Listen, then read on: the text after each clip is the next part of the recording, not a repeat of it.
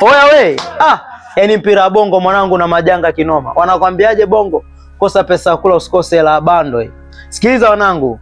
Leo bwana bodi ya ligi imetoa tamko kwamba tarehe 15 Juni inabidi dabi irudiwe. Wacheze Simba na Yanga Benjamin Mkapa, au sio?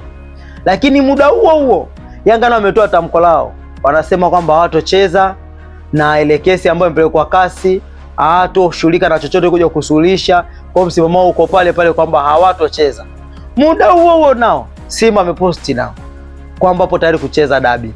Muda huo huo nao Manara ambaye ni msemaji wa zamani wa timu hizi mbili Simba na Yanga katoa barua kusema kwamba hatuchezi. Hiyo kijumlisha kwamba anaunga mkono da Young Africans. Sasa ndugu zangu wa bongo, huu ni mchezo. Hii ni trick wanayotumia Yanga. Yanga hapa anawasanua kwamba hawatocheza ila baadaye siku ya tarehe husika ya kucheza dabi. Usishtuke, usiseme sijakwambia. Lazima waje uwanjani. Na muda huo Simba anakuwa hajajipanga. So washajua washikaji watu kuja uwanjani. Lakini Yanga sio wapumbavu kiasi hicho kutokuja kucheza game. Mimi naambia hiyo ni trick. Na wasanua tu leo kwamba msibweteke. Fanyeni tizi wanangu wa Simba.